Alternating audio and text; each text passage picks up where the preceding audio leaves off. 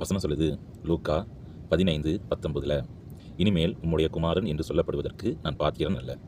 அதாவது இந்த இளைய குமாரன் வந்து தகப்பண்ட மீறுதலுக்கு ஏதுவான காரியத்திற்கு ஏதுவாக கடந்து போயிடுவான் தகப்பனை விட்டு. அப்போ அங்கே போய் அவனுக்கு உண்டான எல்லாவற்றையுமே அழித்த பிற்பாடு அவனுக்கு உண்ண எதுவுமே இல்லை என்கிற சூழ்நிலை வரும்போது, அதாவது தவிடாது கிடைக்காதா என்கிற விதமாக நினைக்கும் பட்சத்தில் கூட அவனுக்கு அது கூட கிடைக்காத ஒரு சூழ்நிலை ஏற்படும். அப்போ நினைப்பான், என்னுடைய தகப்பன்ட்ட போனால் வேலைக்காரர்களுக்கு கொடுக்குற உணவாது எனக்கு தருவார், நான் பிழைக்காது செய்ய முடியும், நான் தகப்பனை நோக்கி போகிறேன் என்கிற விதமாக வரும்போது நான் சொன்ன காரியம்தான், இனிமேல் உம்முடைய குமாரன் என்று சொல்லப்படுவதற்கு நான் பாத்திரன் அல்ல. இருந்தாலும் அந்த தகப்பன் வந்து அந்த இளைய குமாரனை முழுவதுமாக ஏற்றுக்கொண்டார், சந்தோஷத்துடன் ஏற்றுக்கொண்டார். நம்மளுடைய வாழ்க்கையிலுமே நம்மளுடைய மீறுதல்கள் பாவத்தின் நிமித்தமாக நம்ம தேவனை நோக்கி திரும்பாதபடிக்கு இருக்கலாம். இந்த இளையகுமாரனை அவருடைய தகப்பனார் எப்படி ஏற்றுக்கொண்டாரோ நம்மளுடைய தேவன் வந்து நம்ம இப்படிப்பட்ட பாவ செயலில் மூழ்கி இருக்கிற பிள்ளையாக இருந்தாலும் நம்மளை ஏற்றுக்கொள்ள அதிக வல்லவராக இருக்கிறார்.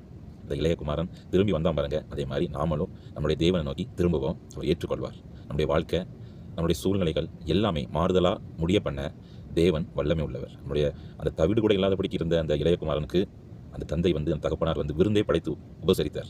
நம்மளுடைய வாழ்க்கையுமே, அதாவது எந்த சூழ்நிலையில் இருக்கிறோம், எப்படிப்பட்ட சூழ்நிலை இருக்கிறோம் அந்த பிரகாரமாக நீ சிந்திக்கலாம், ஓகே. ஆனால் எந்த சூழ்நிலையாக இருந்தாலும் உங்கள் அக்கிரம பாவங்களை விலக்கி கர்த்தருக்குள்ளாக இந்த நேரத்தில் திரும்புங்க. அவர் உங்களை சந்தோஷமாகவே ஏற்றுக்கொள்வார். ஏற்றுக்கொள்வது மாத்திரம் இல்லாமல் உங்களுடைய வாழ்க்கையில் நீங்கள் சுதந்திரிக்கும்படியான வழியை உங்களுக்கு காணிச்சு தருவார், நடக்க வேண்டிய பாதைகளை காணிச்சு தருவார். உங்களுடைய பாதைக்கு அவருடைய வார்த்தைகளை ஒளியாக்குவார். அந்த ஒளியின் நிமித்தமாக உங்களுடைய வாழ்க்கை பிரகாசிக்கும்படியாக அவர் நடத்துவார்.